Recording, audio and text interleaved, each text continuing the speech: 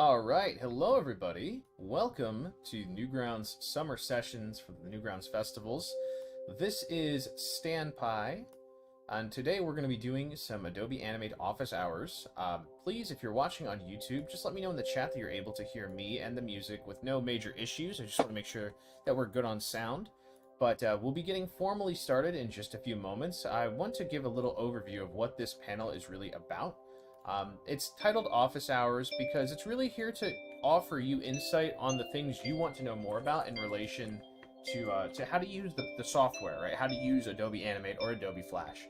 I wanted to kind of create this because this is obviously the software that so much of the Newgrounds history has been built off of. And I wanted it to be a very informative educational panel about how to use it, right? We've had a couple of different ones in the Newgrounds Festival's history. Previously, from the Summerfest and the Winterfest, a panel hosted by me, and then another by Bumpu TD. So, with that in mind, I figured rather than us coming in with a preset lesson plan, I would let you all ask me directly what you want to know about, because that's how we can kind of give you the office hours experience. If you've ever been in college or someplace where they have office hours, it's where you get to go in and talk to the educator about whatever material you need help with. So that's basically it. If you have any specific questions, be sure to drop them in the panel questions tab on the Newgrounds Festival server or in the YouTube stream. We'll be taking a look at both today. Yeah, let's go ahead and get this thing on the road. The music you're hearing on the YouTube side of things is playing from the Newgrounds radio, which is all music from the audio portal. So it's a great place to listen if you're looking for something to groove to while you are working on your stuff. You're going to hear it plug itself a few times, but it is newgrounds.com/radio. Audio portal is a great place, once again, to find very good music to use for your projects at various kinds of licenses to allow you to use it. So yeah, that's it in a nutshell. I'm going to also play back just to make sure. Yep, I can hear myself over there. Perfect. Okay, so with that said, let's take a look at some of those questions you all started submitting yesterday or the day before in the panel questions channel. So, the first question was from Praise Bob. Did you pirate yours? A lot of people say it's better to pirate Adobe, and it always comes up as beams. Are you more or less on the stance? Considering trying to animate at some point, but due to limited resources, I wonder what will be the best here. So, this is kind of a strange question. I'm certainly not going to endorse doing anything like that, especially not on a stream. That's highly unethical. But in response to this question, on a completely unrelated note, I am brought to recall some historical facts. Did you know that in colonial America, the colonialists used to do commerce with pirates to circumvent the high cost of British goods? I just thought that was interesting. So yeah, just in any case, back to the Adobe stuff, it can be kind of expensive. I know for like official, getting licenses, the best way to go about it is usually if you have like a student, whatever, you can usually get it at a discounted rate. Sometimes you can get your hands on like an old product key as well from one of the older things, like the old TS bundles. Some of the older versions like Macromedia Flash 8, you'll hear a lot of people swear by Flash 8, and Flash 8's awesome. It's what I started on too. I think it's a great program, except for the fact that it crashes a lot, and when it crashes, it does not autosave. So that's really that's going to be the biggest hurdle you deal with, is having to deal with like losing your data if you're not saving regularly every minute.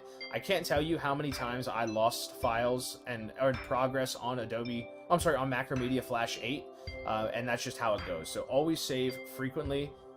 The more modern software does provide auto saving, which is very important. So at very least you'll have options like that to rely on.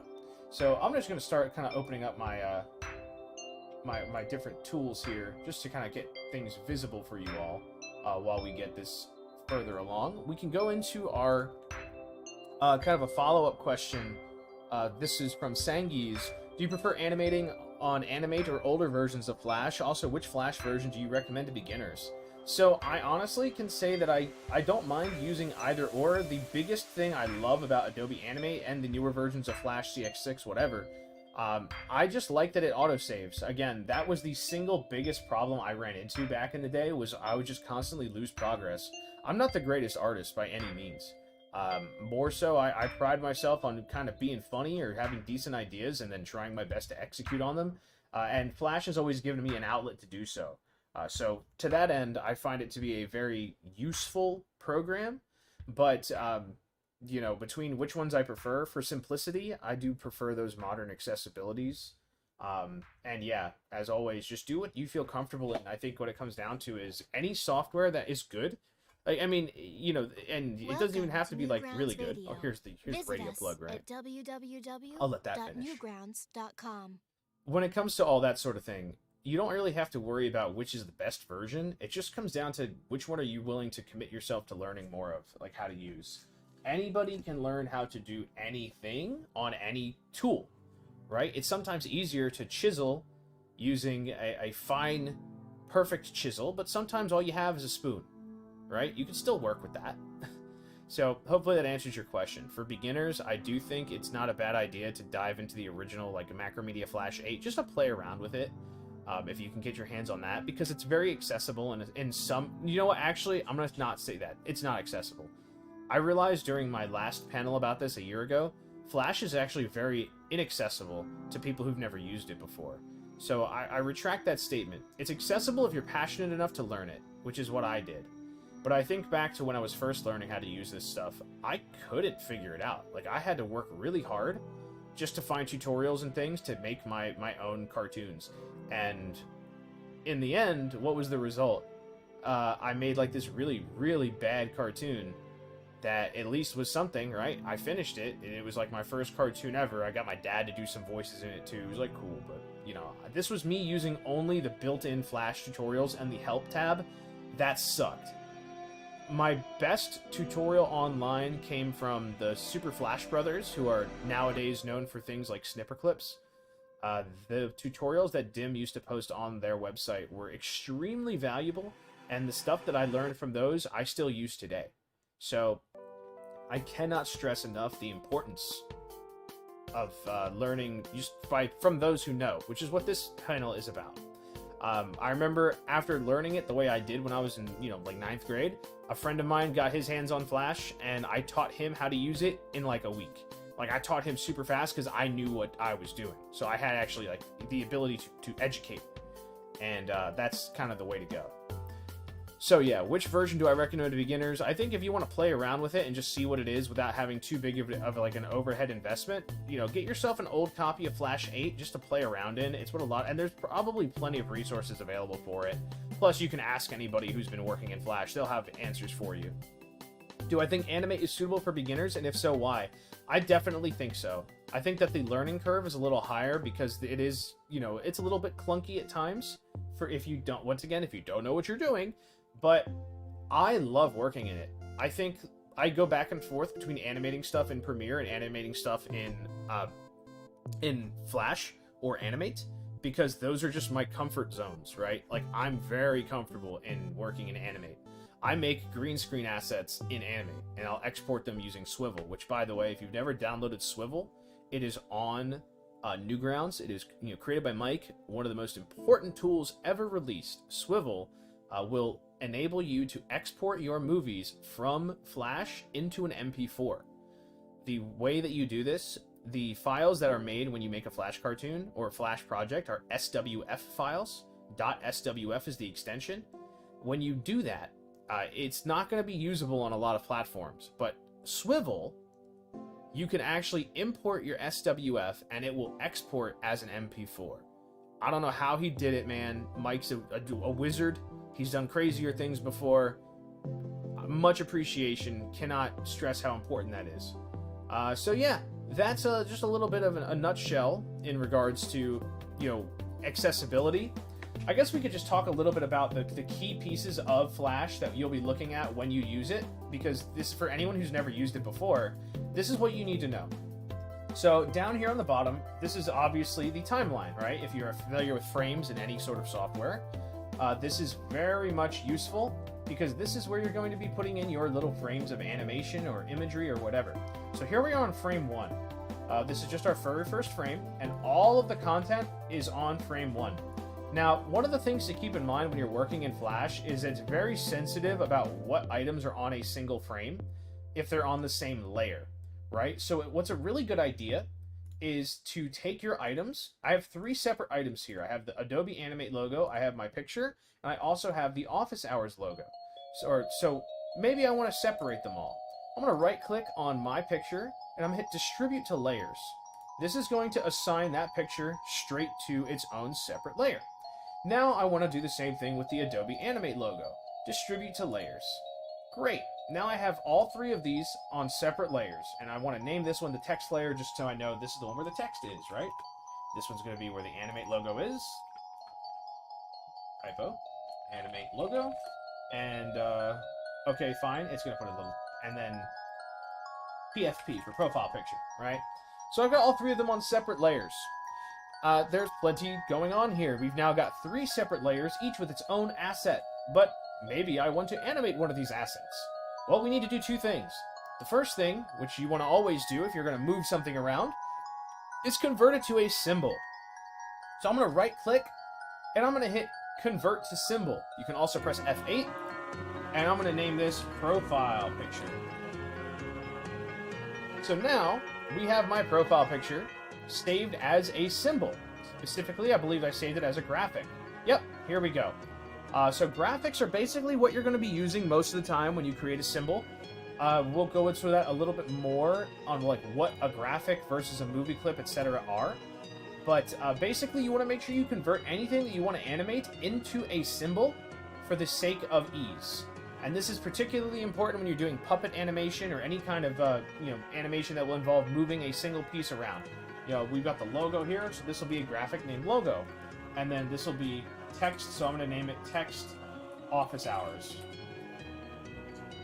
So we have here on our timeline 3 separate layers, and our frame rate is set to 24 frames per second.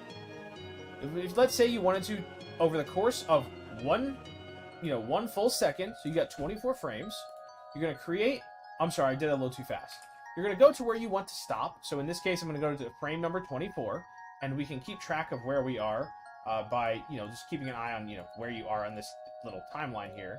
So, the numbers are, of course, above it. Here we are on frame number 24, and I'm going to press F6 to create a new frame there, a keyframe.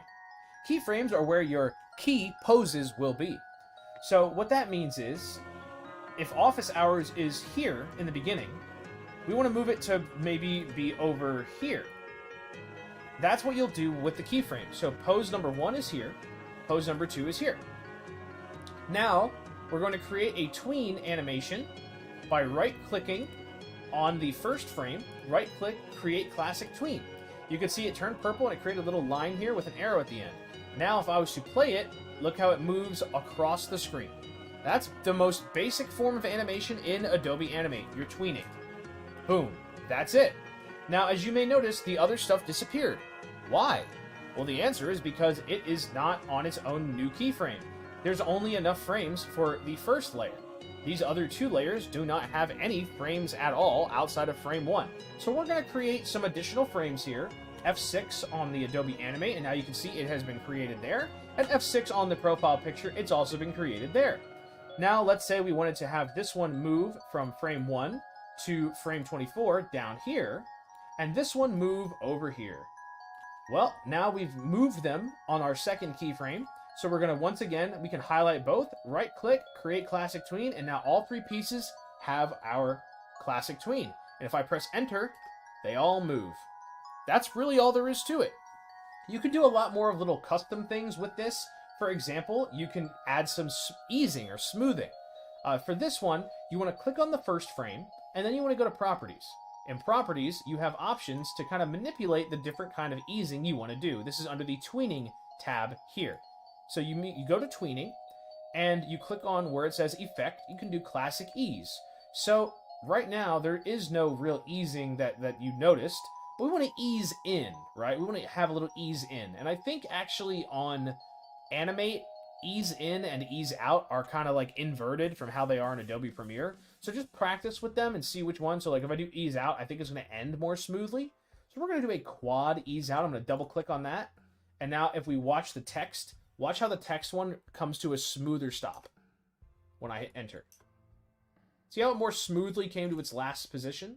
That's what easing does for you. It's very useful to create much more smooth animations. And so once again, we're going to use ease out on the Adobe Animate logo, and we're going to do it once again on the Stanpai profile picture. Ease out, quad, and now we're going to play, and all of them smoothly transition into their final positions. You notice this a lot when you're looking at videos that have a lot of like text on screen that moves around. People use easing to like, you know, have stuff transition in from off screen and then come to a slow stop. It looks nicer to the eye. It's very pleasant for the eye. So that's what I recommend for anybody who wants to make nicer looking tween animations. So the question was also asked, this one from Nelly Fluff, how does one animate within a graphic?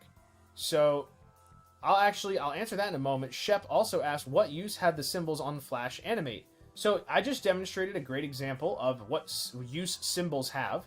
That is, you basically convert whatever thing you drew into a single object called a symbol, and that allows you to interact with it in an animation sense, right? So now, because I converted them to symbols when I started, everything that's contained within this symbol will be part of what gets animated. That's why it's able to move smoothly. And a good example of when this might be prudent is, let's say I left both of these on the same frame. If I left them both on the same frame, it would break the animation and it would not tween properly. So remember, if you're going to animate anything using classic tweens, never leave more than one symbol on that layer at a time. So here we are again. Notice when I click on this, it highlights everything that's in this frame. On this layer, it's only the text. And it moves freely. If you were to have two objects here, and I'll just make a little drawing. There, I made a little drawing up there. Now look what it did to the symbol along the tween. It no longer has the smooth arrow. And basically what it does is it does its best to try to compensate for what you've just done. So look, it's kind of working still, but it's that little black line on the top is not in the next frame, so it gets deleted. So again, try to keep objects exclusively one per frame per layer. Okay, so we're going to go ahead and delete that, and now we are going to have our correct looking tweens again. Next up, animating within a graphic. So this is actually pretty straightforward, and it sounds exactly like you said. So to access the inside of a symbol, you just double click on the symbol. So we're going to go to the Adobe Animate logo here, and I'm going to double click on it. Now, as you can see up top in the top left, it says Scene 1 logo. That means we are now inside of the logo. This particular symbol, we're inside of the symbol. And you'll now notice it has its own separate timeline. So this is very useful because maybe we want to have an object on our main timeline that moves, right, but has animations going on inside of it. So I'm going to create 24 frames inside of our object here. And we're going to add a new layer because, as I always said, you want to make sure not to have more than one thing on a single layer. And we're going to create a simple object. Let's make it a circle. And we're going to cut that circle into a chunk just for visual examples. And now we're going to convert this black Pac-Man into pi symbol, right? So this is just a new graphic named pi symbol. Now I want to do something interesting with pi symbol. I want to make it animate while while it's around, right? So I want to have it actually animating inside of this symbol. So frame 1, that's your starting frame. Frame 24 is your last frame. I'm going to go ahead and just rotate this around, right? We're going to go like that. We can do it. Well, tweening is a little wacky sometimes, so I'm actually going to do this 180, and then I'm going to stop on the 12th frame, create a new keyframe there. Here we go. So here's frame 1.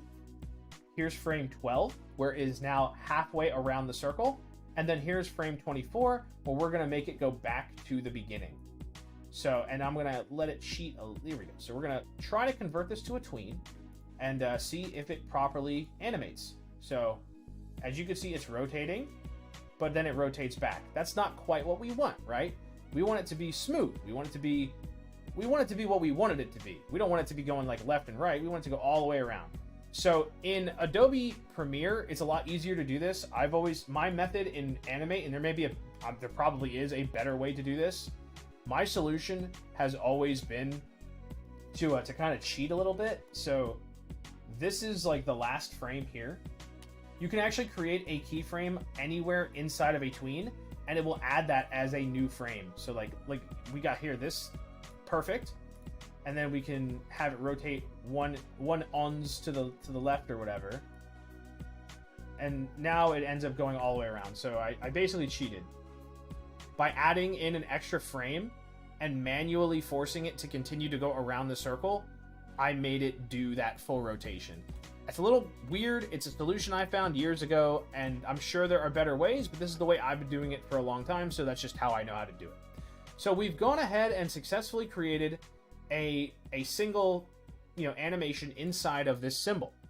We go back to the beginning, and if I click on this object here, this little symbol here, the loop icon, it will allow me to indicate a section of the timeline where I want to just repeat, just so I can see what it looks like. So I've selected this whole range of 24. Now I'm going to hit play. And as you can see, it goes all the way around. Nifty. Now, one of the problems that you'll run into, you'll notice that when it gets to the end, there's a little bit of a stagger. That's because the first and last frames are actually identical. So what is a good idea is to go back one frame, make a new keyframe, and then drag it over. And now, we're going to do that here as well. Hopefully that doesn't look too bad. Now, when it loops, it's actually like there's no hesitation. There's no stutter, right? That's what you want. You want it to actually be flush. You never want to see two frames repeat in a loop because it's going to cause it to pause for a moment. So once again, what I did was I created, all the way around. When I got halfway, I tweaked it a little bit manually and then I forced it to kind of keep spinning around. And then on the last frame, I went back one frame, created a new keyframe, and then dragged that keyframe over the old one to cause it to go all the way around the circle. As I describe this, I have the same realization I had during my previous panel, which is that Flash is a little convoluted to describe. It's not the easiest program, but here we go. Let's go ahead and take a look at what it looks like. Once again, it loops, it's smooth, it's doing the job. So we've gone ahead and successfully animated inside of the symbol. Mission accomplished. But what are we going to do when we want to move an object inside, right? So let's see what happens if I hit play. You'll notice it's playing everything that's inside of the symbol. So we've nested, essentially, this is called nesting. We have nested an animation inside of the symbol. And as it moves, we can see that it successfully rotated all the way around because it had the same total number of frames. This is important because let's say I was to have more frames inside. So I'm going to add, what is this? 1, 2, 3, and then 1, 2, 3. I've added 6 additional frames. Now let's see what happens. Watch the spinning circle. See how it suddenly jumped to the other side? This is the problem. The total number of frames is not equal.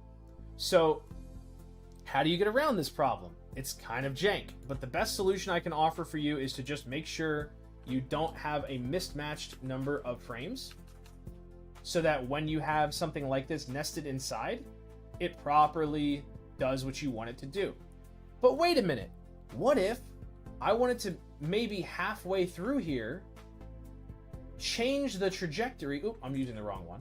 We want to halfway through this animating logo, we want to have it go somewhere else first. So maybe we want it to go here and then down here, right? So what do? Well, when it plays back, it's so far so good, right? It's smoothly rotating still. The reason this works is something called the frame picker. So when you're working with graphics, one of the most important things to be mindful of is what frame you are starting on. If we take a look at the properties, as I click on our symbol here, the logo symbol, on the right side in our properties tab is the looping box. Looping is very important because looping is basically how you're going to determine what your first or current frame is. So maybe we want this little rotating circle thing to start like later in its cycle. I'm going to select frame 8. Notice now that I have changed which frame it starts on. And you can use the frame picker here to visually see what frame you're picking. This is also very useful in lip syncing. I went over this in detail during the Summerfest panel last year. If you'd like to get a review of that, I highly recommend checking out that panel, the Flash introduction panel. So once again, we've got ourselves a nice frame picker option. We're starting on frame 8. Now, if we play it, it's going to look kind of jank, right? See how it jumps around? That's because it starts on frame 8. It's going to be on frame 9, 10, 11, 12, 13, 14, 15, 16, 17. And then on this frame, it jumps to frame 11 because it's set to start on 11. So if we're starting on 8, 9, 10, 11, 12, 13, 14, 15, 16, 17, we want to change this now to number 18. And for good measure, we want to also set the last one to be frame 7. Why? Because we started on frame 8. So for it to be a perfect loop, we want to start on 8 and end on 7, because if you go, once again, in a perfect circle, 8, 9, 10, 11, 12, so on, and then back around 1, 2, 3, 4, 5, 6, 7. So we're going to hit play, and as you can see, it's smoothly spun in a circle without any weird disruptions on the animation on the inside. That is the best way to make sure we achieve this, is to always keep an eye on our total frame count and know what's happening inside of our animations. Whew! That was a long explanation for you, Nelly, but I think that explains how you animate inside of a graphic. If you have any further questions about that, please let me know. So, let's take a look at our other questions. What does Adobe Flash have over other animation software? And should they bring back Flash for browsers? I think that as an all-in-one option, Flash has a lot of really not necessarily intuitive, but comprehensive things you can do. Because it has built-in programming language ActionScript, as well as HTML, you're able to do a lot of interesting things. Things that allow you to implement unique features and functions that are uniquely available in Flash. These are the kind of things, I was describing this yesterday to a friend of mine. I was saying, Flash functionally was like how DVD menus used to be. Back in the day, when you'd get a DVD, you'd cycle through the menus, and sometimes they would even hide little bonus features inside of the DVD menu if you kept mousing your controller around. Flash is a lot like that. You can put all sorts of little things integrated into your Flash project. So, one of those great examples would be, let's say I wanted it to be that I have to click on the Adobe Animate logo here, right, to do something. Well, we're going to go ahead and edit this by changing its property. So we're going to click on it, and we're going to change it from property to button. By turning it into a button, this changes exactly how it functions. Whew. Yeah, actually, we're going to do this from scratch because it's really weird to convert something to a button after it's already not one. So we're going to create a new button. We're going to call it button. It's going to be a rainbow circle. Happy Piconjo Day, everybody. So let me go ahead and create a button here. I screwed up. I didn't name it a button, right? So we're going to F8 to create a new symbol. We're going to select button, and it's going to be named button. Now when you go inside of it, there are 4 specific little pieces here. Now before I do any of that, I want to make sure I convert this graphic that's inside of the button to a graphic symbol, right? Since that is our graphics, we want to make sure that it is a graphic. So button graphics. And now we can also go in and customize it. So maybe I want to make a little Piconjo commemorative doodle. I'm going to make a... There you go. There it is. So we've now got our graphics.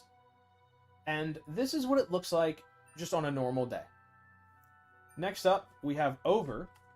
So this is what happens when you put the mouse over the over the actual button. So we're gonna make it that when you put your mouse over it, it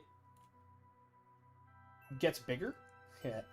And then when you hit down, this is when you click on it. And so we're gonna make it shrink. And lastly, hit is your hitbox.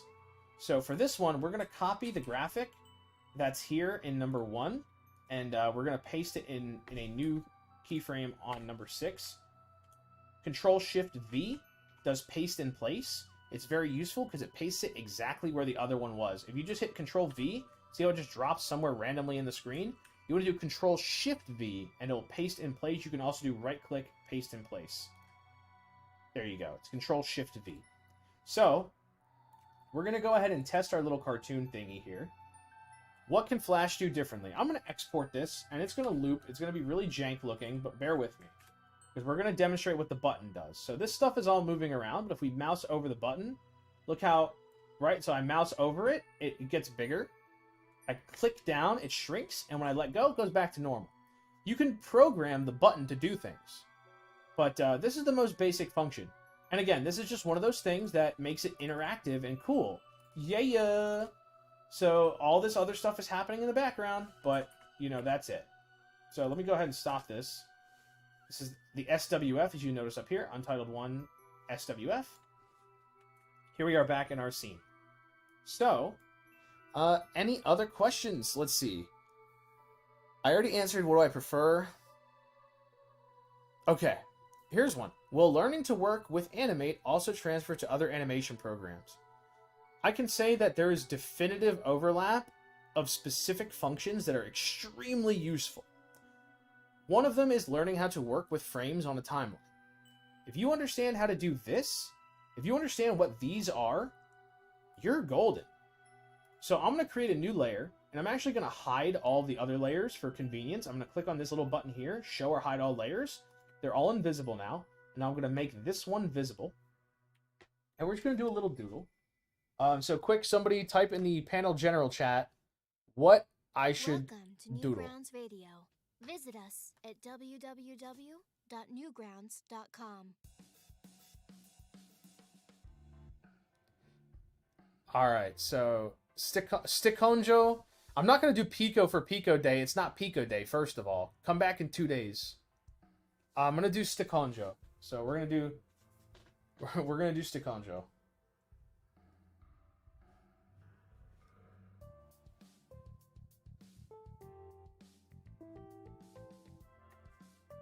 Cool. There he is. He loves you, right? Piconjo loves you. Okay, so we've created our stick figure. Great. Awesome. Yeah. Oh.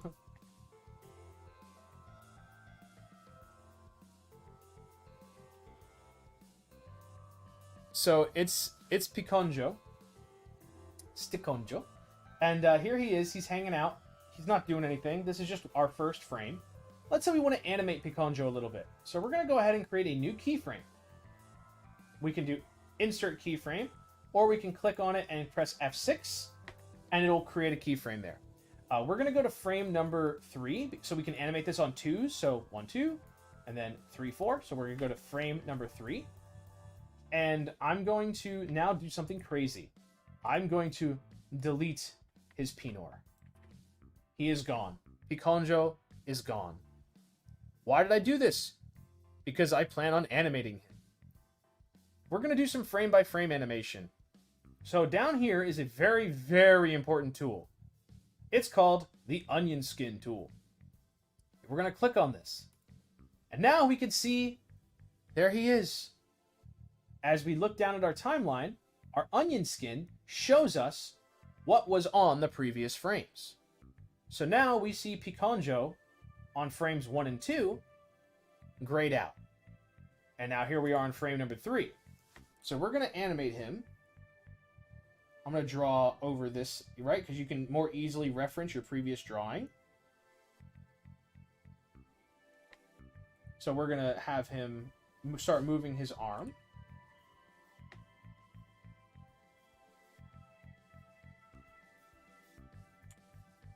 And you'll notice I delete and redo lines again if I don't like how I traced it.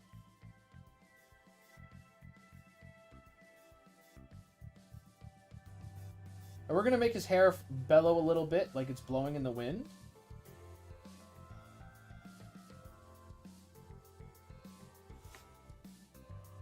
And now we're going to go ahead two more frames. F6. We're going to delete Piconjo once again. And we can see the previous frames I was drawing are here again. So we're going to draw them once more. Piconjo.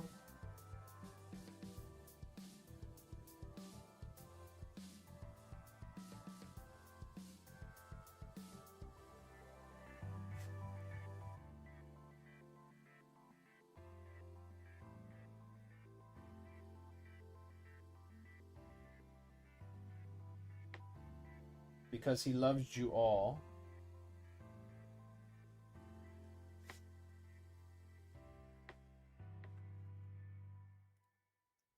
We're going to once again jump ahead 2 frames. Delete Piconjo. Do it all over again.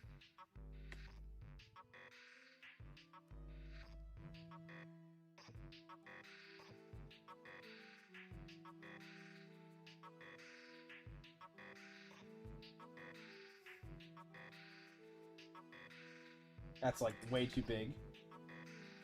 Much like his Pinor. Now we're going to have his hair start coming back.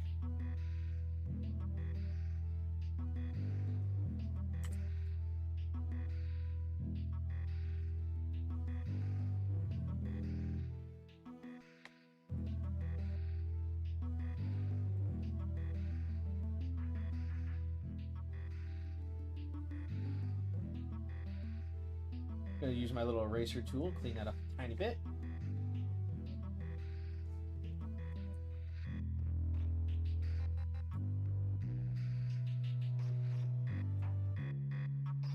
You're going to start lowering his arm. Again.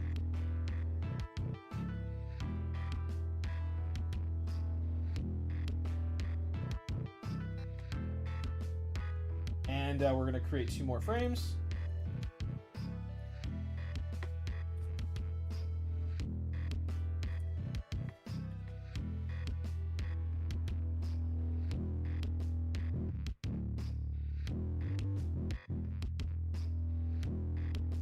We're going to have him blink.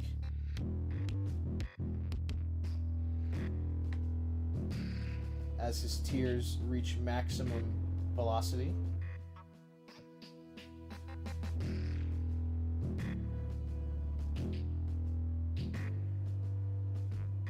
Thank you for suggesting Stickonjo. This was like a perfect character for the demonstration purposes.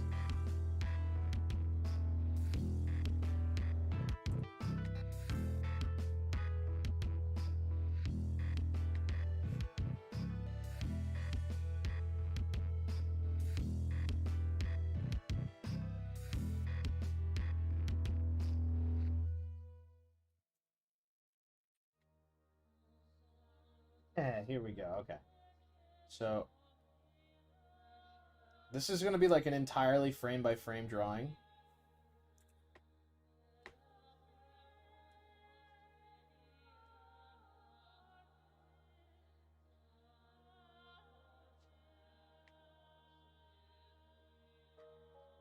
And once again, folks, keep those questions coming in. I will be answering all of them, as many as I can, before we decide to stop. So be sure to put them in that office hours questions thread.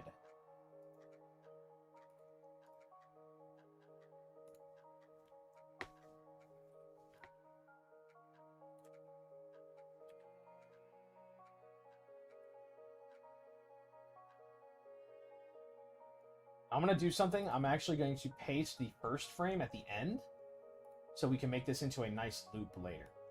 So, here we go.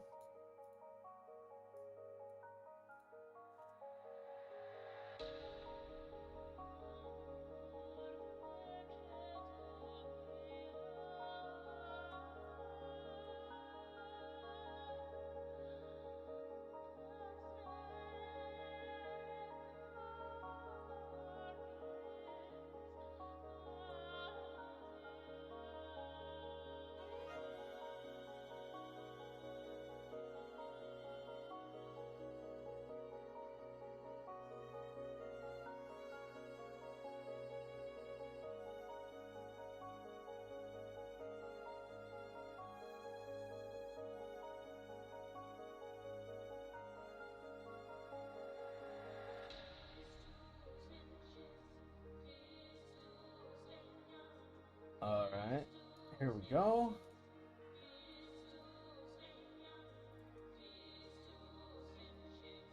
So you might notice I've extended the onion skin because I want to make sure that when I get to the end, I don't have to go too far out of my way to get back to the beginning. So, and then the further away it is from your current frame, the lighter the onion skin will be. Ogrelicious.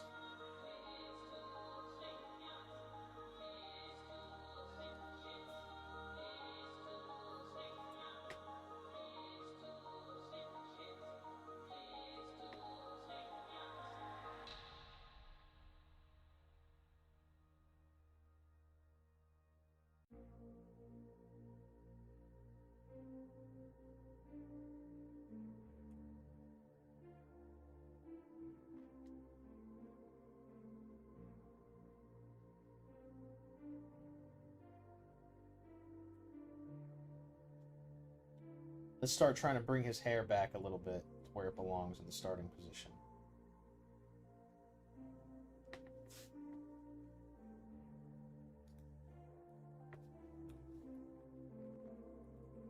And, like, once again, if you ever want to be an animator, just think about how long it's taking me just to do this one stick figure drawing of Picanjo.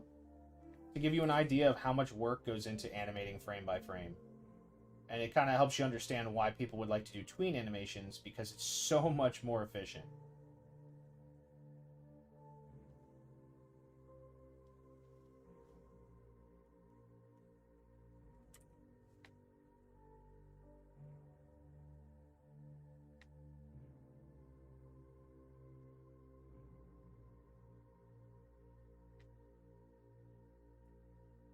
Yeah, Nine, you were the first, like, when I was saying that, you were the person I was thinking of, Nine Hammer Animations, because this dude over here. Like, you do that all the time. You're a contemporary example of somebody who does the work. It's so funny that you spoke up. Like, I was literally thinking of you. What, you animate on 4s? Welcome What do you animate on? Radio. Visit us at www.newgrounds.com. 4 3s, okay. And for people wondering, what does that mean when you animate on 4s, 3s, etc.? It means it's on the total number of frames between your keyframes.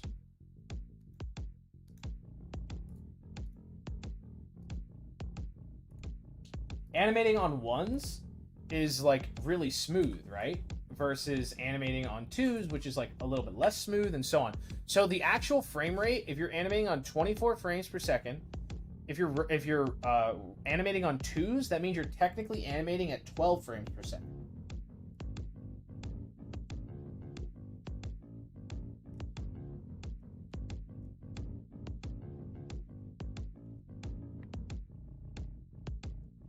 Yeah, if you want to see some good anime sakuga, you want anything by Takashi Koike, like Redline? There's a lot of stuff animated on 1s just because, and it's gorgeous. One of my favorite anime directors. Utterly gorgeous.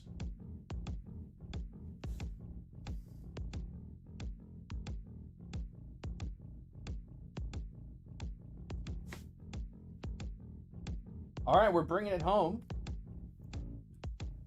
All right, we're bringing it home. We're gonna reset to neutral.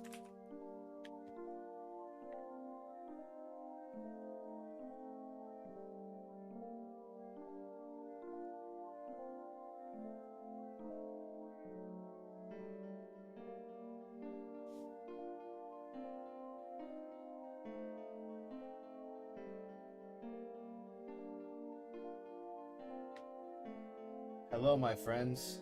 It is I, Stikonjo.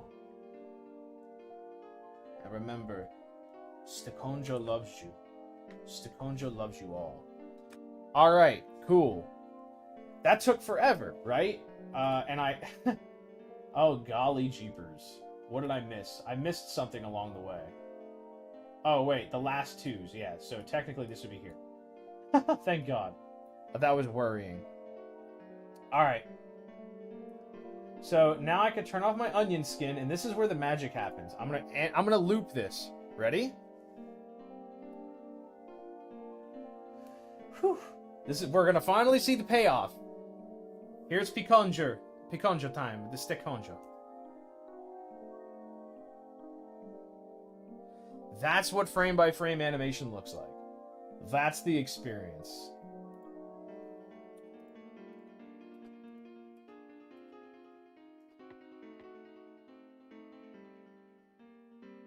And we're gonna export this as an SWF, and you can see him there crying. Now notice that the stuff that's invisible in my layers is not invisible when I export the SWF, so it's very important to keep that in mind. If you want to make it invisible, the only thing you can do is to add a mask. So like, if we want to hide my profile picture, I have to mask the layer. Now if I hit it, it's gone, right?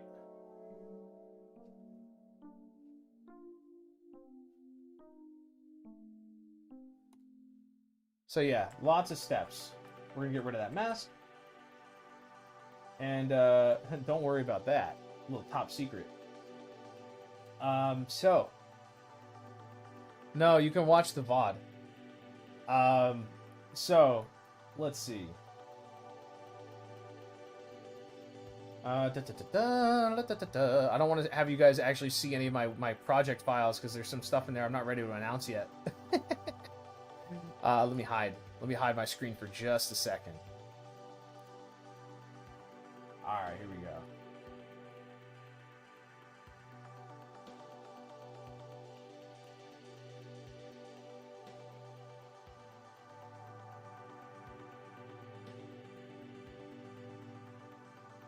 Let's do Summerfest. Here we go, 2022. Sample FLA. Alright, cool. That's been saved. I can resume showing my left screen. Okay. So that's all you need to know about that. Now, we've got ourselves this really cool Piconjo animation. Yeah, we did it! But wait a minute. What if I want to animate him moving around with a tween? I screwed up, didn't I? This is like a really bad situation. Like, oh crap, I just did all this frame by frame, and I can't actually animate him. But wait, what if I told you there was a solution, citizen? So this is a little cheat code. It's nothing crazy, but it's kind of a game changer. So, we're gonna go onto any frame of our choosing, right? We're gonna create a new layer, just because, and we're gonna make like a new symbol. So I'm just gonna make a little doodle. F8 Piconjo Fry. Okay? New symbol. Now I'm gonna copy all these frames from layer 5. Right click copy. Control C does not work for some reason, so you want to do Control Alt C. Can copy frames. Then I'm gonna go over to my new symbol. Double click it to open it up. Right click, paste frames. And now, look at that. Inside of a graphic, we have our animation. Very nice. So, we no longer need the original one. I don't believe in destructive editing. So I'm going to move this way down on the bottom and mask it just to make it disappear. And hopefully it will stay gone. There we go. Hey, you, get out of here. But we'll leave it blanked out for now. But yeah, we have now moved all of it onto a single graphic. And now, bam, I've got Piconjo. I can move him around, and guess what? He's still animated. This is the most valuable tool of nesting, is being able to move stuff around while it's got animations going on inside of it. This is exactly the same as what we did earlier with the Adobe Animate logo, right?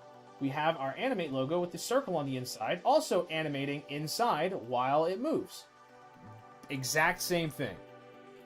So that's how nesting works. It's also how to move something into a new into a new symbol when you accidentally animated it somewhere else. You can just copy the frames and paste them. Important note, pay attention to what I'm about to say. When you're using swivel to export, never, ever, ever, ever have a virtual camera. What is a virtual camera? If I press the C key, I just created a virtual camera. It's a new layer called camera. Camera is very useful because it basically functions like a virtual camera, right? You can pan around, you know, so like it's really helpful. But unfortunately, it does not work with swivel. It will break the swivel export. So delete that layer anytime you use it, because it's not going to help you any to have it, even if it is helpful. All right. So let's take a look at some of these questions. And once again, folks, if you have questions about how to use Flash, take advantage of this office hour. That's what this is for. Oh yeah, so the other question from Massive Mario Luigi 700, which is a great name, is should they bring Flash back for browsers? I've been told it's a security risk. Okay.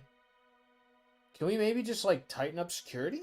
I don't know. Can we like make it not exploitable somehow? Can we like just keep really cool things like games available?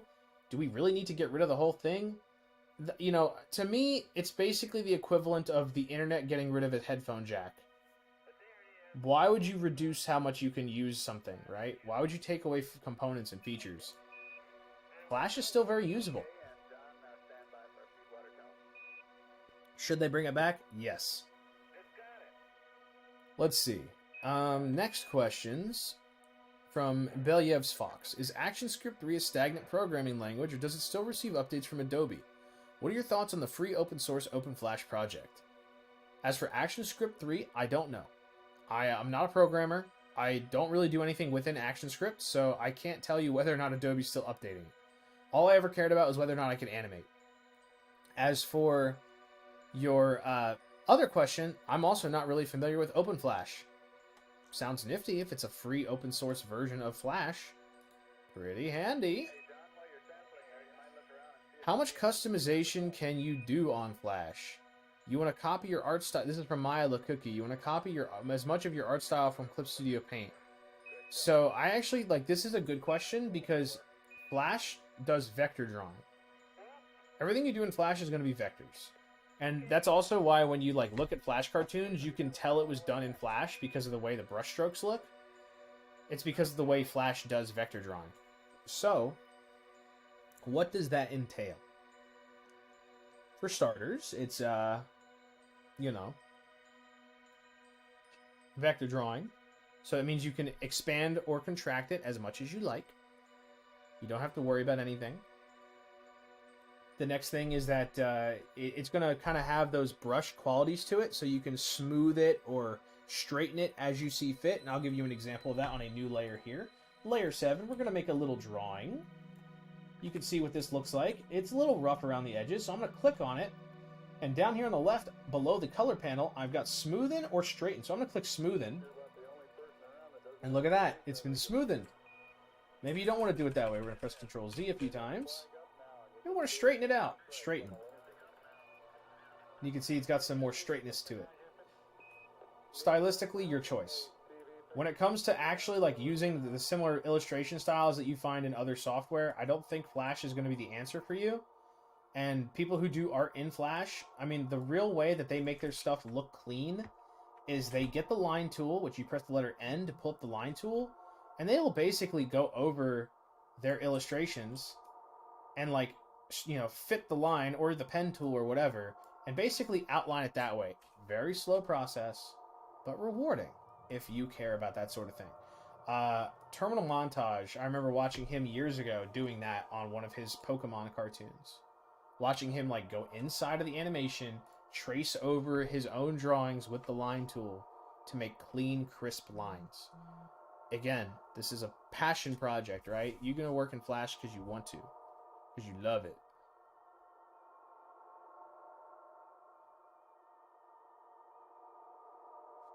Let's see.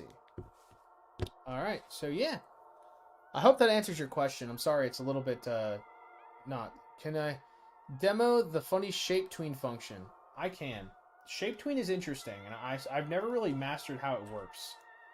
I've used it once or twice. Shape tween, from my understanding, is creating blobs and being able to make it transform, right? So we're gonna doodle something.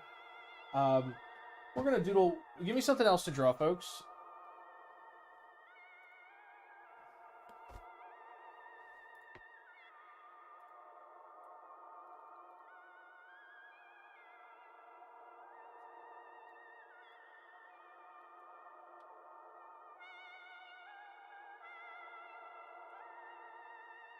Here's Piconjo. Let's see. Froggy. Oh my god. Thanks, Bob. We're gonna draw a legendary frog.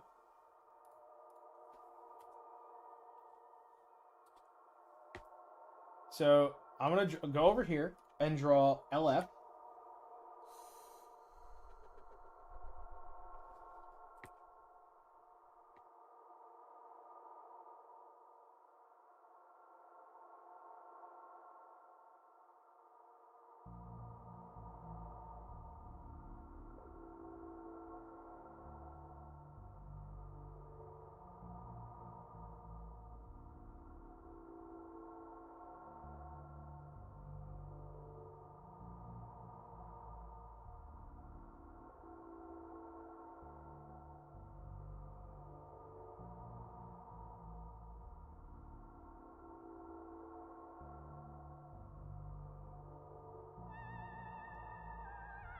There he is, legendary frog, right? So we're gonna do a little symbol tweening. We got Piconjo here. We've got LF here. We're gonna go to the first frame, right click, create shape tween. Get ready for some wacky fuckery. Here we go.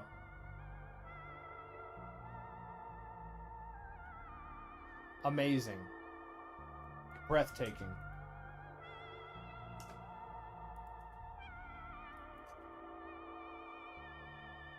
That's how it works. And just to make it like a less dramatic transition, we're going to move it into over where Piconjo was.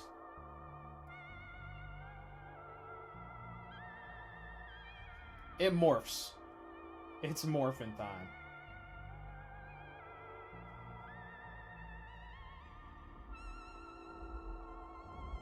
Shape tween my below. That's hilarious. And like I said, I actually don't do a whole lot, so like angular, let's check this out instead. We can play around with the tool. We can do a little ease in, ease out. Here we go, quad. Bam. So yeah, that's how it works. Enjoy. That's your shape tween. Alright folks, let's add any additional questions. How is animating with a trackball different compared to using optical mouse or drawing tablet? So, in my experience, I've been using a stylus when I'm like doing anything like the Piconjo and stuff. I drew that with my pen. Now I'm going to try to draw the same thing. And I'll ask you to tell me what, aside from it being worse, I want you to tell me what you notice is different. Because there's something very explicitly different between the two that is like really blatant.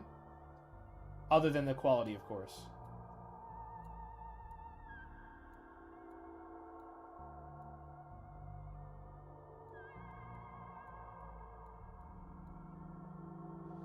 What is the difference between the two? The line thickness.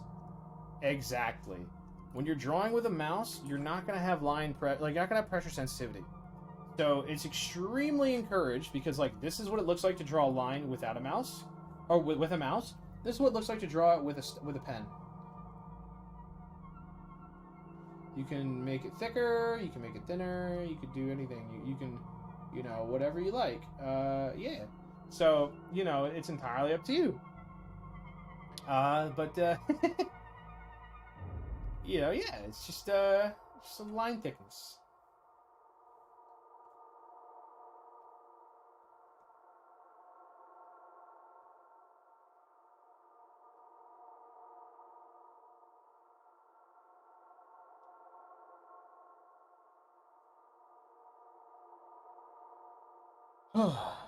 So, here's the deal.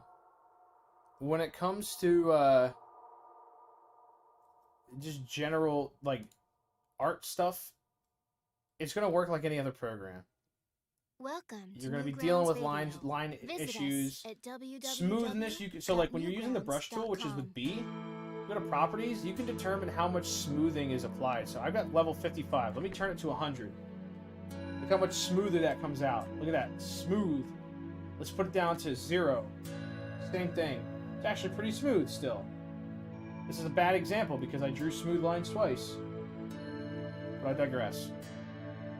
The idea is you can adjust these sorts of things.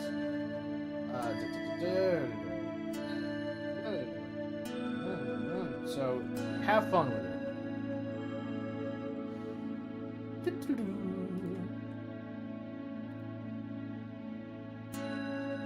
Alright, I got a drawing request, so I'm going to draw it to the best of my ability.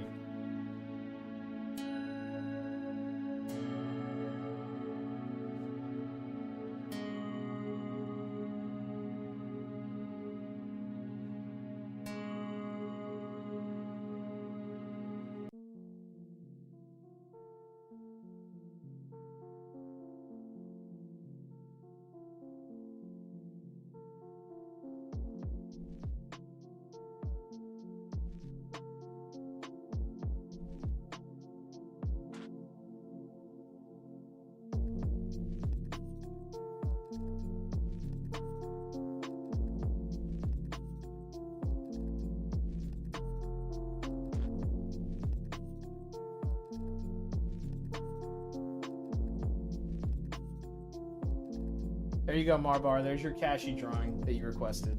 Oh, no, hold on. Now it's your Kashi. There you go.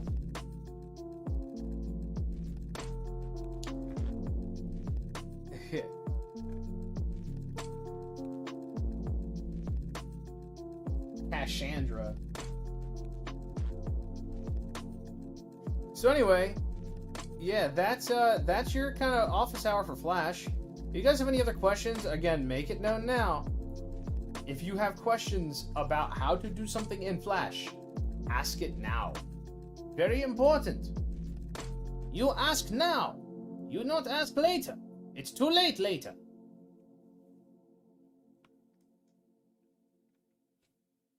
Oh, actually, you want to see something really funny, though? I just realized something. This is still in a shape tween, so let's look at this abomination. Okay, it didn't quite work. Oh, the overalls. My mistake, my mistake.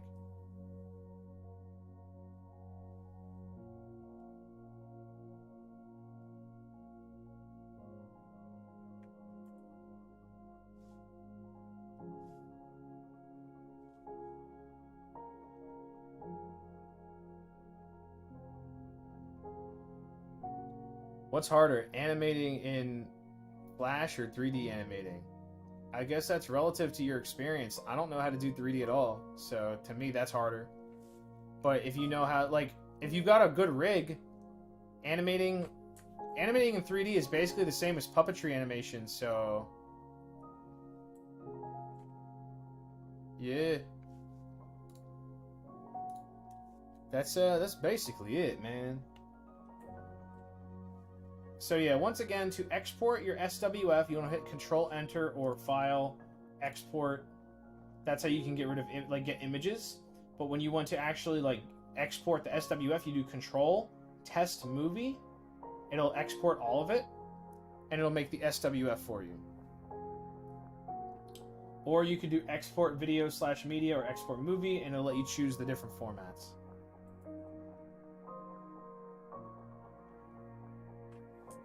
And I'm going to show you how a bunch of really cool and totally not, like, hack animators...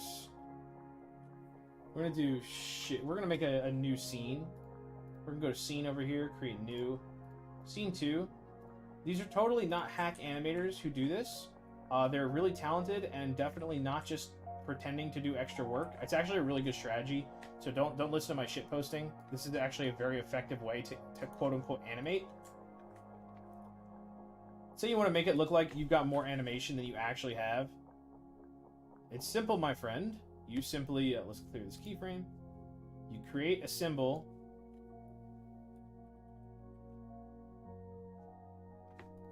And then frame 2. Press the V key to select the mouse, and I'm going to hit smooth. And then on number 3, I'm going to do the same thing again. I'm going to highlight it all. Smooth.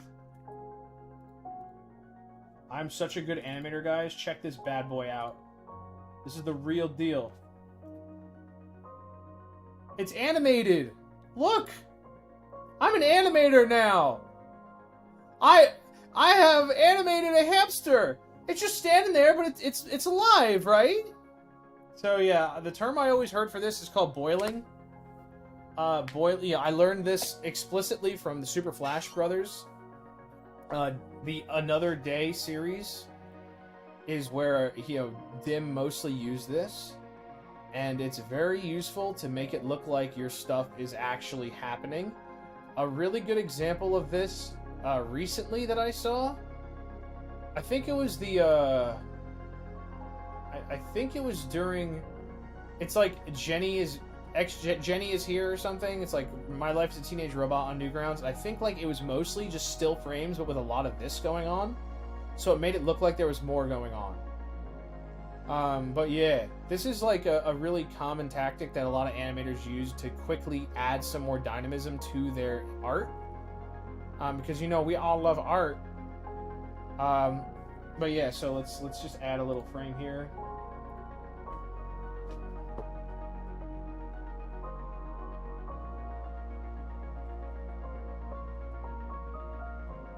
Make it bigger.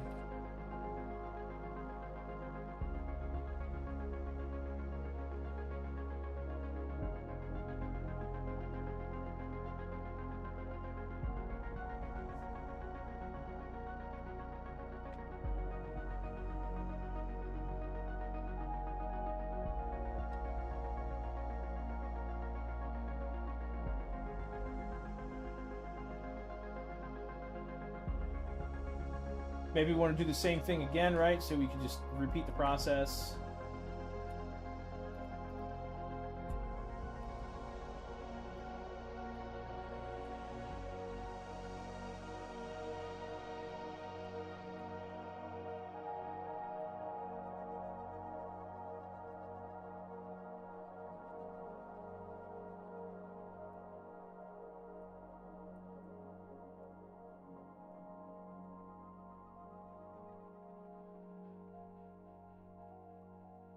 There you go. That's boiling. Legendary stuff here, folks. Now we're here back on our original timeline, scene 1. We're gonna unblind everything. This is everything that we've gone over today on a single looping thingamabob. Pretty amazing, right? This is our collective experience. Oh yeah, let me add the hamster to my library here. Hamster. Good stuff. Put her in. Bam. Shrink it down just for extra effect.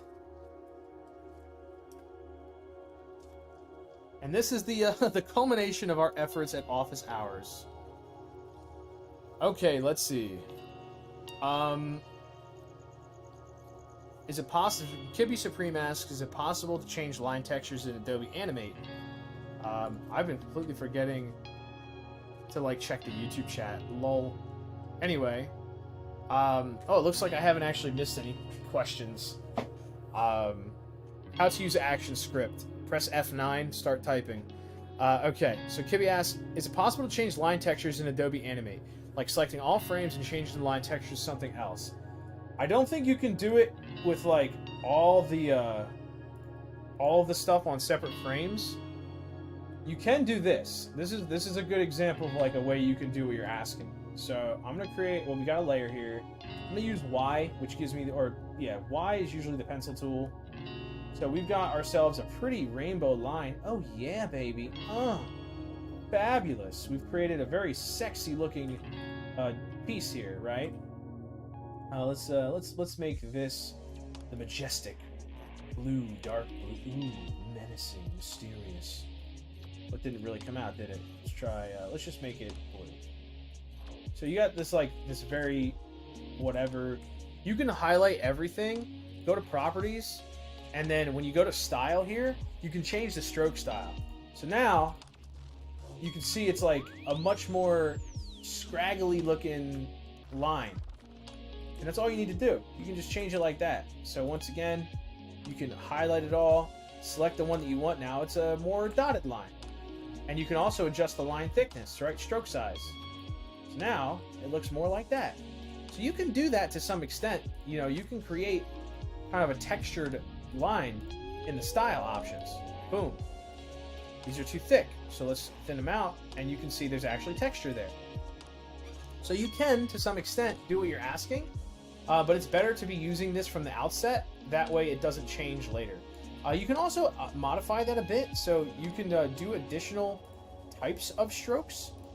Rice Pirate covered this, I think, during his panel previously. I'm going to go ahead and create a line here. I got this one line, and then it's actually not doing the thing. Oh, here we go. So now we've got like normal. You can adjust the width. You can adjust like how it kind of tapers off at the end as well. So you can create lines that have that quality. And I'm going to smooth it out so it's like really smooth and pretty. And now look at that. Look at that. That's like a beautiful smooth line that ends with a little swoosh, right? So that's really nice. And then you can also mess around with those shapes by going into your settings, by width profile options. You can, I think, add more, and you can create more. Edit stroke library. You can make more of them. Do all sorts of stuff.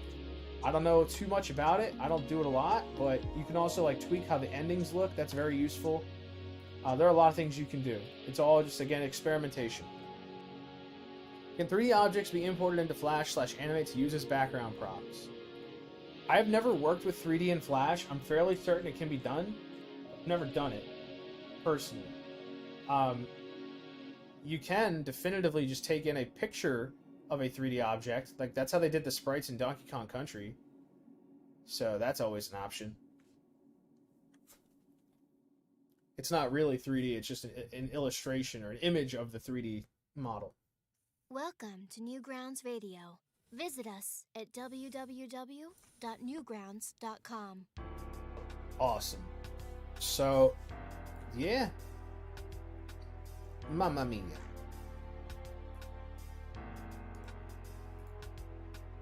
My pizza pronoun, huh? I'm looking at the chat here. Viva Italia. But I digress. I'd go for some pizza.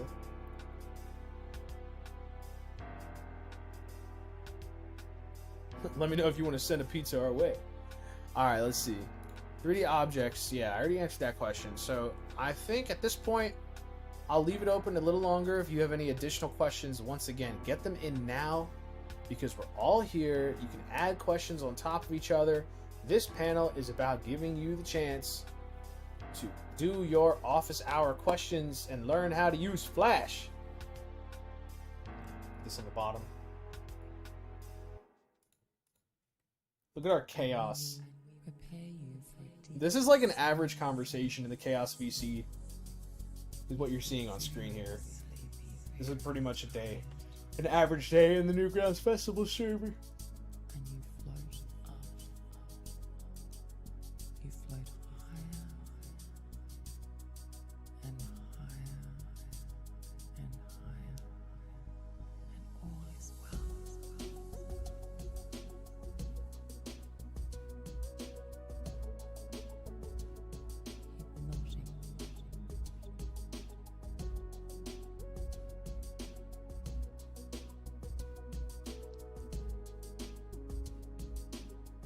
Alright, folks, last call for questions.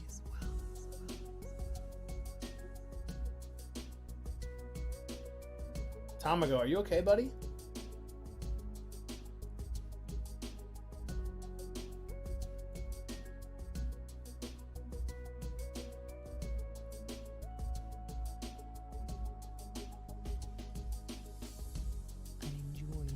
Alright, looks like Kibby is typing.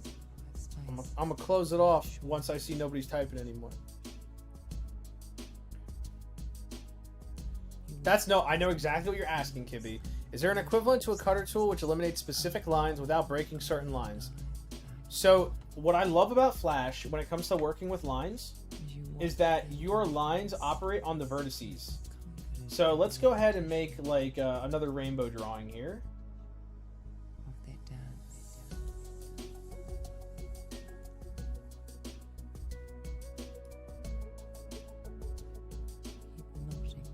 So I'm going to go ahead and smooth this out. We're going to set normal stroking. All right, boom. So here we got, like, you can, first off, you can manually connect edges by dragging them, which is useful. But if we go up here we can see a good example. Look, it overlapped. Shit. You just click on it. You click on the part that's... Anytime there's an overlapping section, that causes a separation. So I can just click on this part that's over here and delete it. It's really easy. You can easily remove stuff that overlaps by doing that. Sometimes the lines will bleed through. So in this instance, you can use down here where it's got these options for caps. If you do butt cap, it will shorten the edge of it. So now it'll definitely like not appear. Right? So this is kind of a pain in the ass when I do it like this, but let's try this now.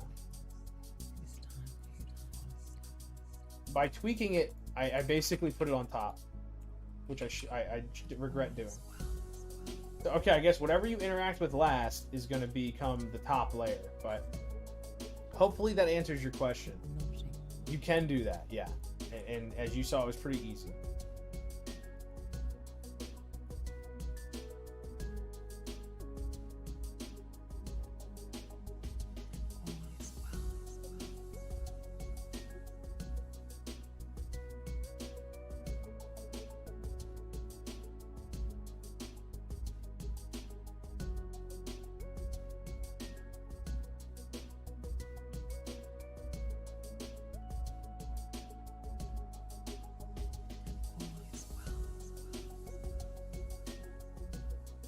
Here's another good example, right? There's this little bit overlap, delete. Click on it and delete it. This part, deleted. Easy.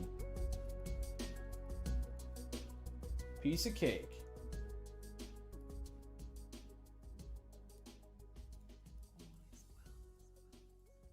Simple as. Click and delete. That's all you gotta do.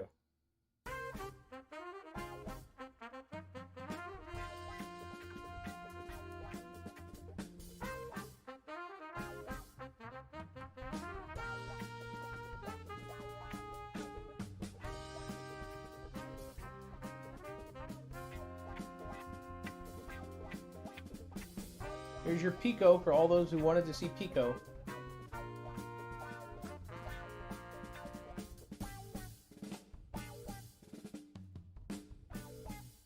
This is by Terravex. Very nice.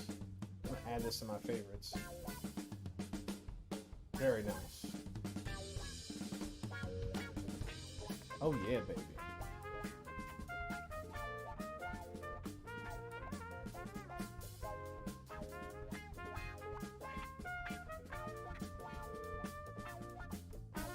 Can you import hand-drawn paper animation into Animate for inking and coloring?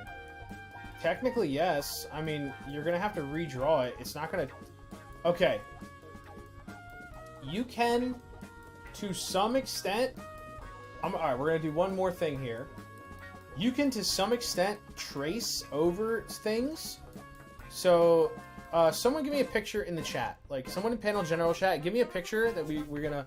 Oh, hey, Kivy, great idea. Great idea. Yugami ne na. Alright, so we're gonna grab a picture of Aniki or something. My fellow brothers, I, Billy Harrington, stand here humbled by the task before us, mindful of the sacrifice of our Nico Nico ancestors. We've got a picture of Aniki. Now, if you ever, you know, let's say you wanted to import a picture, right? I just dragged it in. There he is. Simple. So what a lot of people would do once upon a time is they would, you know, they could manually like trace over the art, which is pretty much the same thing as I mentioned before. You know, so like you manually do it. Yugami ne na! You could use the pen tool.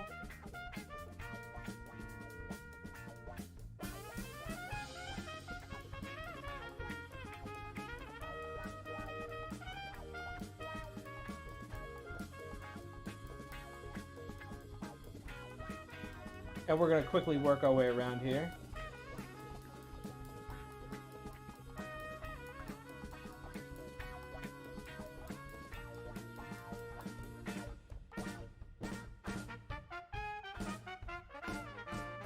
My fellow brothers.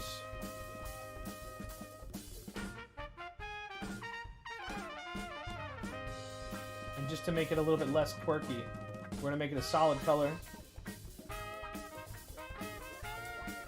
And yeah, you could use the line tool as well, which I like to use for these kind of projects. So we'll lock the Billy layer. We'll do this here. We'll drag this down there. We trace the contour of his neck. Trace the contour of his shoulder.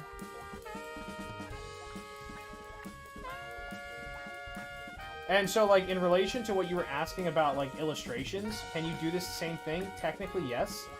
If you have a paper drawing that you'd like me to do this with, please post it in the chat, and I will demonstrate as best I can. Like, how I know how to do it. And be warned, it ain't gonna come out pretty.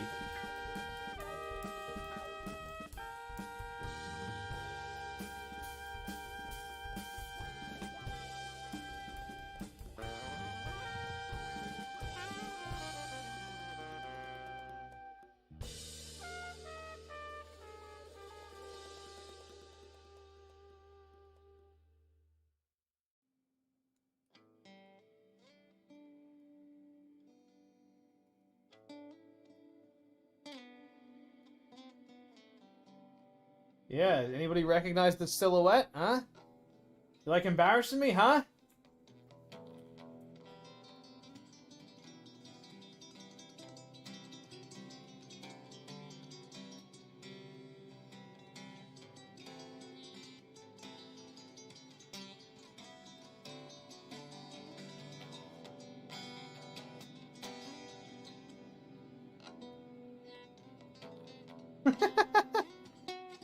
My fellow brothers.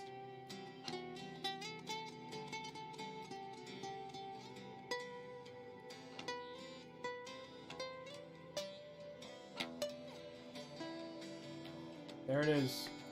So that's one way to do it, right? You just manually trace it. But there's another way too. So we're gonna we're gonna duplicate this layer. And so first we're going to convert it to a bitmap. So we're going to go to Modify, Convert to Bitmap. Okay, so now this is a bitmap image, right? Now we're going to go Modify, and Bitmap, Trace Bitmap. Get a load of this.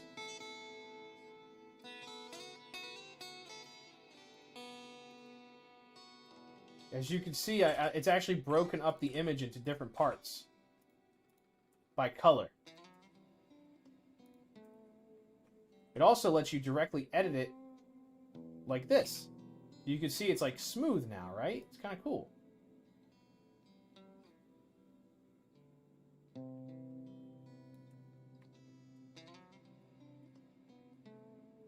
And this has turned Billy into a vector. This is now a vector image.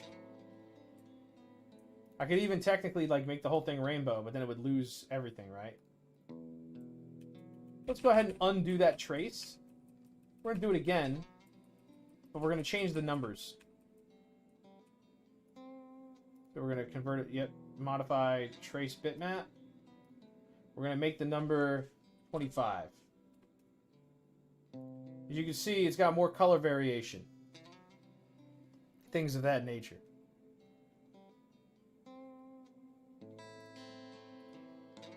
Okay.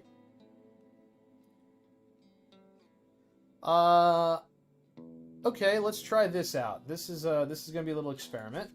I'm gonna delete Anarchy. Gone but never ever forgotten.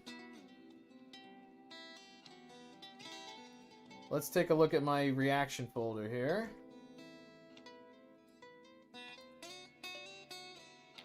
I got a few I'll grab. So we got Kenshiro.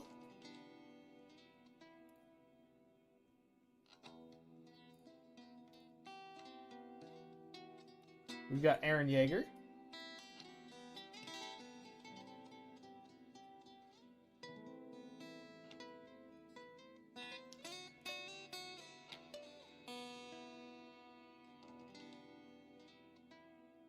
I'm like looking for the best of the best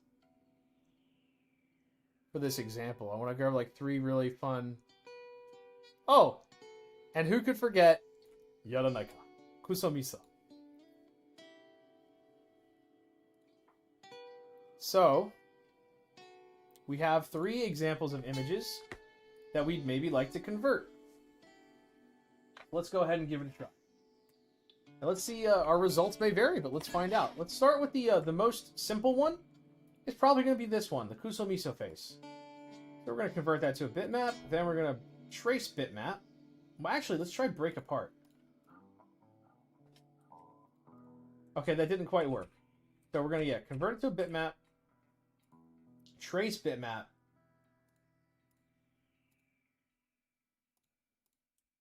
That came out pretty good, right? Welcome it's like to perfect. Newgrounds Radio. Visit us at www.newgrounds.com. So now I have a vector of the Kuso Miso face. And just for visual clarity, as we can see, always I wanna be with you. We can actually select the parts we want to get rid of, right? So we can really like clean it up. That's all you got to do. So this is a great example of like you asking, you know, can you convert it and trace it into Flash? Yes. In theory, you can. Let's try something a little bit more complex. That isn't just 2 colors. Let's try this one. I don't want that.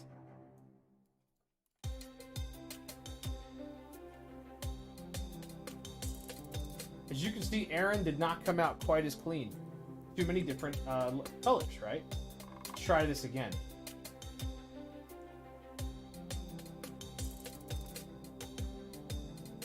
Then we lowered the number. Now let's do it even greater. This could actually potentially break Flash, so bear with me, folks. Bitmap tracing can absolutely break the fucking, the whole thing. Excuse my French. It's bad. Alright, so yeah, you know, just to play around with it. Try 2. So, as you can see, it's not really going to be like your best case ever. But when something that has like really clear, clean art or whatever, now let's try like Corner Threshold, many corners, curve fit, pixels. This is a lot closer.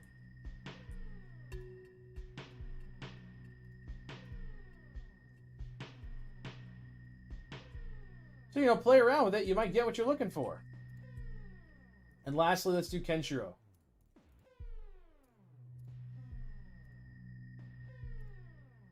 That one was pretty good. Didn't come out bad at all.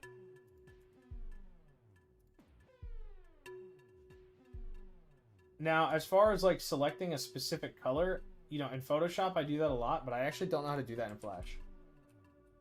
Other than by clicking on it directly. So I don't know how to be like, select all the white in this picture. If anybody knows, let me know.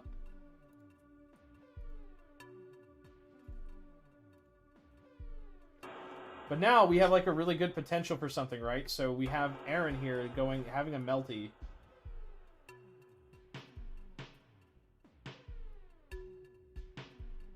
And cleanly remove his face features.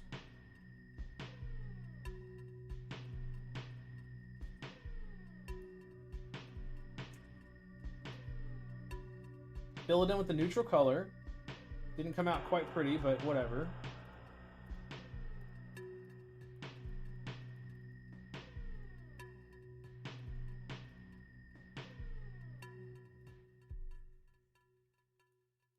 Take our Kuso Miso.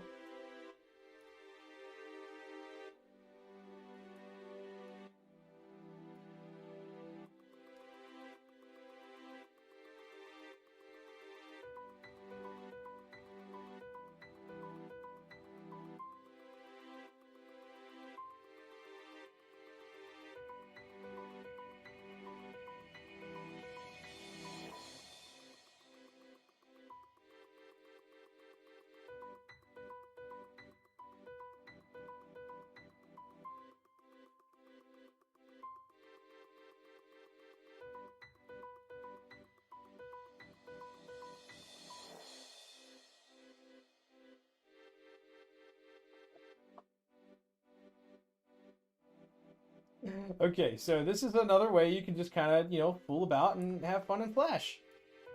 And maybe you want to add some of this shading, right? You want to add some of this dark shading. Bam!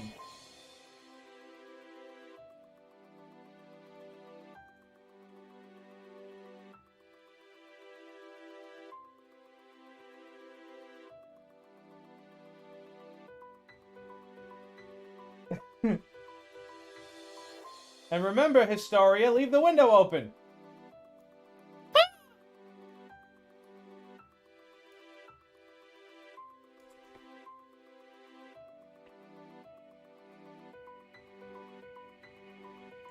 So yeah, I mean, you can do a lot of stuff. We just traced some manga art with all that shading in there. You know, your mileage may vary. Obviously, you'd be better off using a different software. Adobe Illustrator would probably be better. I don't know how to use it very well, but I know that it converts things to vectors quite nicely if you have like a nice ink drawing. But not too much ink or, you know, too much detail, because you'll lose it when you convert it.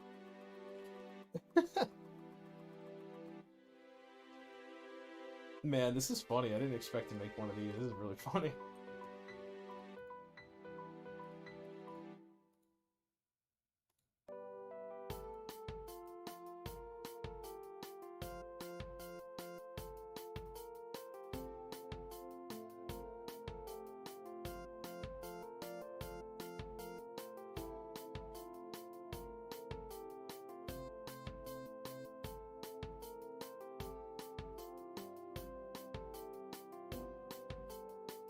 Hey, hold up.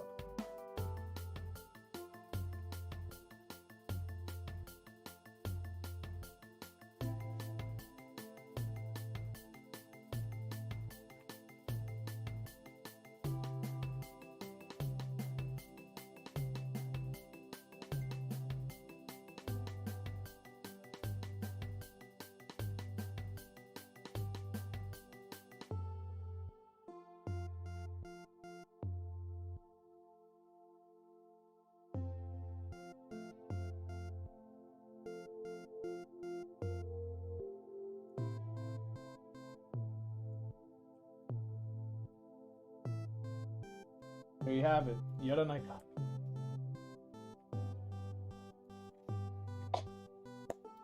So yeah, there you have it.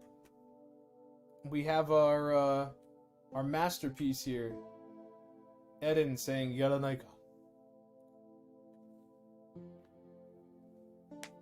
I'm gonna tell you in general, if it's gonna be for coloring, don't bother with Adobe Animate. It is not the right program for you. Like, you want to use something way more robust for coloring. Animate's functionality as a coloring source, I mean, unless you're doing like cell shading, you can do that. And it works. But like, if you want to have soft shading, if you want to have nice looking gradients of your own making, you don't want to use Adobe Animate, because everything comes down to vectors.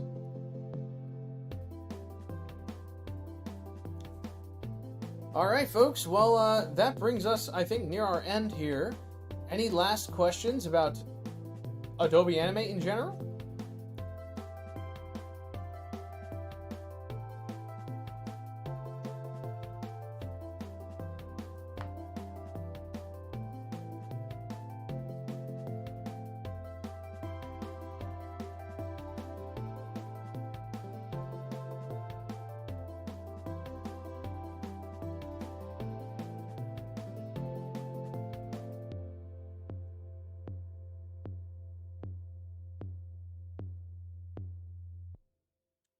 Is there a cheat for cell shading coloring? Well, I don't do a whole lot of that myself, so I like flats because it's freaking hard. However, the stuff that you see in, like... Hold on a second.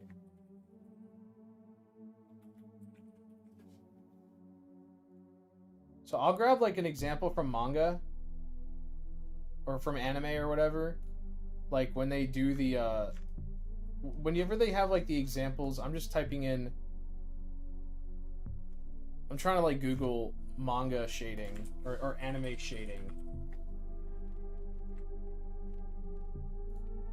So, okay, this guy kind of looks like Pico. This is appropriate, I guess.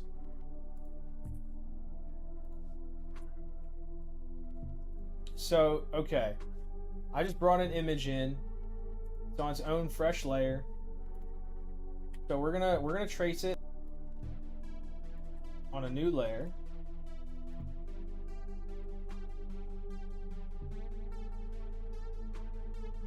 Along what I presume to be the intended path.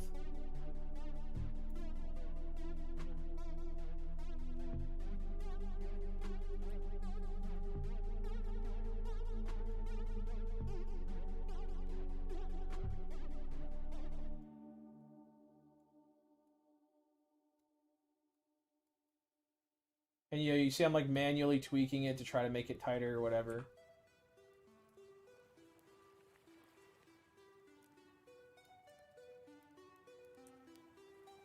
So one trick I like is if you change the color, when you double click on it, it'll only touch things to the same color. Because if this was all blue, like check this out. Now when I double click on it, if it was connected, like if these two are connected and I double click on it, it highlights all of it. But if they're a different color, then you're safe. So smooth that out a bit. And then like, here we got this part of the line of the neck. And we want to start shading. So, okay, here's our hairline or whatever.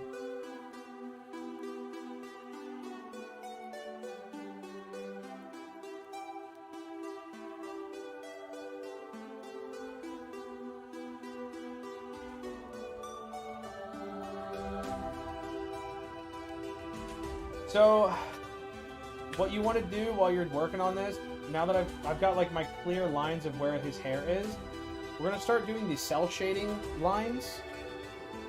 So I'm going to make this a totally separate color. Let's do like hot pink. I'm also going to make this style like hairline thin. And we're going to just kind of go along what they did in the original. So that is me tracing along it, as you can see. And now, if I wanted to make like the two tones of skin, we're going to make this kind of ugly for the sake of just speed. So, Welcome okay, to Newgrounds upper, Radio. we're going to Visit us at press the K button to open up the paint bucket tool. www.newgrounds.com. Down here, this is really important, below the color is gap size. You want to close large gaps. This makes it easier to do paint bucket drops. So, just for ease of shading, I'm going to color eyedropper this one, and eyedropper this one. And then, I'm also going to like fill in down here, so we're going to make that the same color as up here. Oops. And now I'm going to delete the pink, and you've got your shading. It's very rudimentary. As far as like how to make this consistent, like between frames, I would say wait until you've finished. So you just have your outlines for all your shading, and then like animate that with the cell shading outlines in place, so that when you transition to your next frame, you can maybe like have the light moving as if he's like going through a street light or something.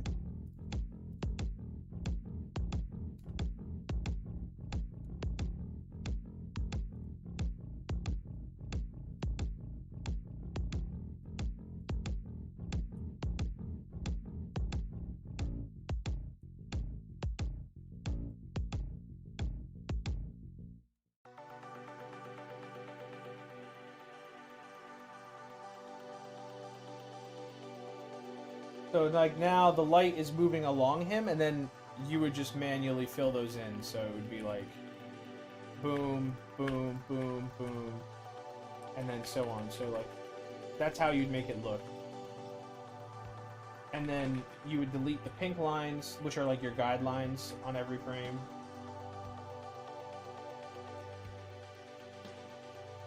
And that's how it would work for you. Oh yeah, and let's do one last one just for good measure, where the entire thing is filled.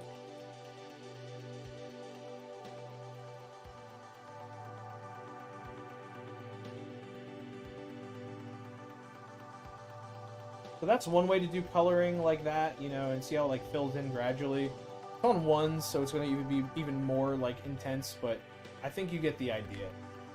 There might be a faster way. I don't know it. This is just how I do it. So you'll notice in like almost none of my cartoons will you find any sort of shading like this, because it's just not worth it for what I'm trying to do with my stuff. Whew.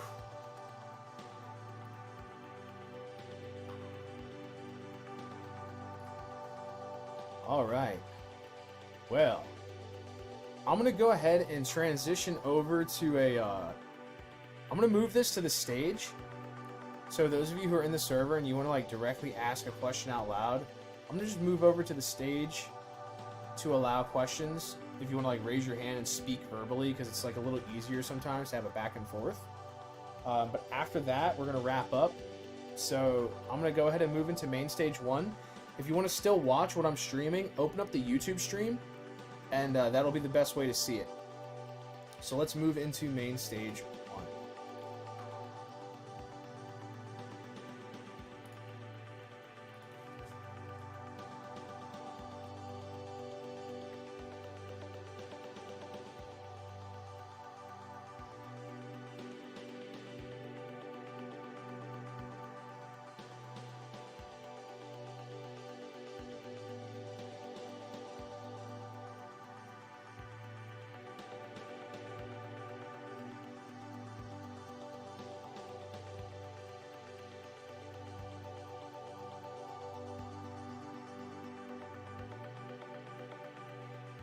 And yeah, if you want to raise your hand to like speak, this is your chance. So yeah, go ahead and raise your hand to talk and answer your questions.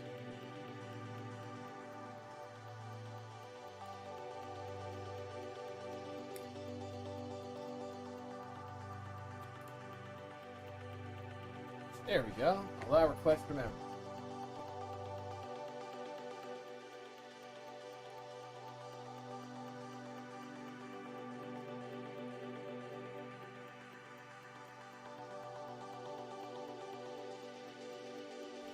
All right, cool. Well, it looks like we're done then. If we got no questions.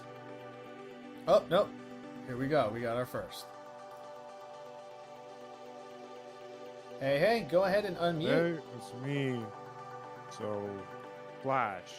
I heard it crashes a lot. Is it true? Adobe Animate does not. Macromedia Flash 8 does. A lot. Oh, okay. Save Because when I your was- work. And if you're Got working it. on big files, save your work. And the best advice I can give on that whole subject, make sure you make copies of your work. Like, don't just save it, make a copy of it. Because if your stuff it. gets corrupted, you're fucked. Yeah, that happened to me like twice with a 3D model, so I understand. Yeah, make sure you save your work, and when you hit, like, I consider it like doing, like, checkpoints, right? Like in a video game, like, once you hit a certain checkpoint, make a copy of your file and save it somewhere else. That way, if you ever lose what you're working on, you can go back to your previous save file. Got it. Yeah, That Great was pretty much question. it. awesome. Thank you for asking. Yeah, Okay, Have a good day. cool. Sweet. Any other questions? You can also type them in the panel questions tab, but I think we're just about done.